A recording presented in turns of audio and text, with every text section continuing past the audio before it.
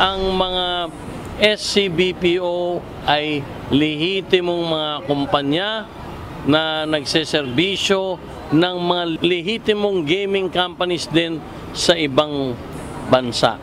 Muling binigyang diin ng Philippine Amusement Gaming Corporation o PAGCOR na lehitimo ang uri ng operasyon ng Special Class Business Process Outsourcing o BPO.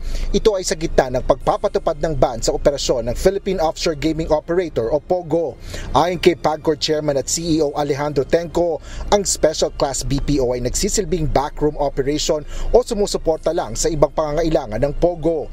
Kaya hindi anya ito dapat makasama sa POGO ban dahil walang pumapasok na taya sa operasyon ng Special Class BPO. Ayoko pong pangunahan ng Pangulong Ferdinand Marcos Jr. dahil siya po ang magdidesisyon nito. Pero tulad po ng sinasabi ko kanina doon sa mga nagtatanong, ang paniwala ko po, may personal gut feel, malaki po ang chance na hindi po makakasama sa isasara. Tiniyak naman ng PAGCOR ang mahigpit na alituntunin na ipinatutupad nila sa operasyon ng mga Special Class BPO. Isa rito ay hindi dapat bumaba sa 75% ng mga empleyado nito ang bilang ng mga Pilipino. Kaya malaki ang epekto kung makakasama ang mga SCBPO sa POGO ban dahil sa mga trabahong mawawala sa Pilipino.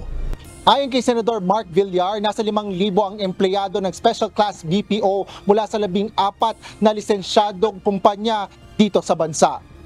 Upang matiyak na lehitimo ang operasyon ng mga Special Class BPO, nagsagawa ng inspeksyon sina Senador Mark Villar at Senador Sherwin Gatchalian ngayong araw. Sinabi rin ni Senador Villar na papalaki pa ang operasyon ng Special Class BPO. We're researching so we can give a recommendation. So, syempre importante po na ma-inspect namin itong mga BPOs para makita namin kung ano ba talaga ang operation nila, kung maayos naman, nagbibigay ng trabaho sa ating mga kababayan. Dagdag naman ng PAGCOR, halos 10 kumpanya pa ang nagsumiti ng aplikasyon sa kanila para makakuha ng lisensya para sa naturang operasyon. Asher Cadapan Jr., UNTV News and Rescue.